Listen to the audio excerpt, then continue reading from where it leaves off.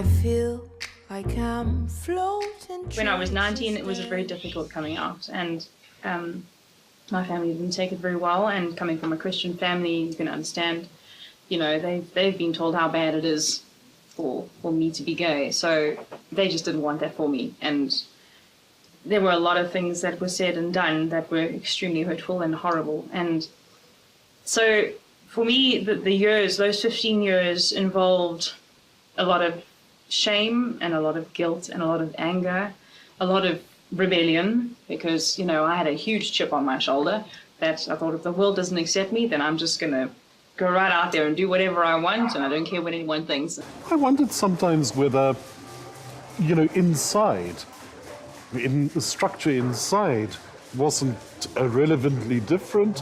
I wondered sometimes whether I wasn't actually underneath it all kind of a girl. I certainly didn't feel like a girl trapped in a boy's body. I didn't feel like a boy trapped in a girl's body. I felt just like me. My parents must have realized that something was kind of different, and evidently there'd been decisions taken. I suspect that the fact that I was reared as a male was because my father insisted on it. I don't know for a fact, but I suspect so. But I know that years and years and years and years later, when I asked my mother about it, she made it quite clear to me that the issue of the way my body was at the time of birth and onwards was a taboo subject. I remember when I was at 27, you know, the family members said, oh, you should marry. And I remember my mom and my relatives bringing in the aunts and relatives to come and said, oh, can you persuade him to? We understand this is how it is, but can you just please the family and cover up and have a family and like this? But for me, it has never worked. I have a 5-year-old child, but I'm here, I'm gay, I'm African. I was, believe it or not, engaged to a man at the time. And that wasn't because I was straight. I was just highly confused. And funnily enough, the guy that I was engaged to was also gay. I just realized it was totally the wrong thing. I tried. I mean, what was really nice about it was that I was just, it's terrible, but it's true. I was accepted everywhere that I went. I felt normal. And it took me a while to realize that I was living an absolute lie. I was miserably unhappy, and I was terrified that my past was going to come out, because obviously I came out when I was 19. I did IELTS when I was 26. So I'd had relationships with women. You know, everybody in Durban knew all about me, and I lived in absolute fear. And I can't tell you that fear. It was just to the pit of my stomach. I felt nauseous the whole time, knowing that any minute now could come out. And it's so silly, really, when I think about it now, but I've built it up into such a big thing. It became this, I gave it so much power. It became a physical force in my life, that fear. For so long. About a year after IELTS, I finally realized how stupid I was being, and I just, you know, became gay again, if you want to say that. I just accepted myself. But it still was a long journey for me to get to the point where I was ready to trust other people enough with my truth.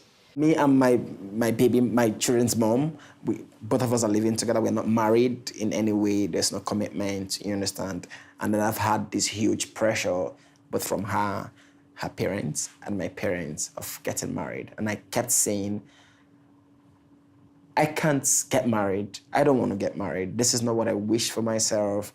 I don't want to get married today. And believe me, if I have had like, if I have had like a legal marriage binding between me and her, we would have broken up since. She would have said, okay, I want a divorce. And that is not what I want. I don't want to get that far. This is why I did this. And we had this conversation and had this agreement in terms of what we both want. And I believed it worked better that way for both of us. Right now, you're asking for what I can't give. This is my life, you know, and I appreciate, I've lived it for you guys for a long time. I think everyone should also appreciate me trying to find my own happiness. The one thing I've always been certain of, it's been a kind of unquestionable, male, female, I don't know. I don't much care, to be frank. I don't know what it's like to feel like a woman. I don't know what it's like to feel like a man. I present as I do because I was advised to. And okay, I've invested some years in living like this. I'm not going to play kind of musical chairs. I like caftans, they're comfortable. Some of my interests, I suppose, would be seen as stereotypically girly. Some of my interests would be seen as stereotypically blokish. Some of my interests would be seen as not exactly either, but one thing which is unquestionable is that I'm a human being. That's number one. Number two, I've fought battles and I've won some of my battles, but I'm talking not just about personal battles. The big battle has been to break the invisibility, to end the invisibility of the issue of intersex, and to raise awareness about it and to seek to get legislation on statute books which recognizes intersex. Affirming to my kids that yes, I'm gay, but that does not really matter. They don't have to be gay. They just have to be themselves. Affirming to my man here that yes, I am who I am, and this is the person that he loves.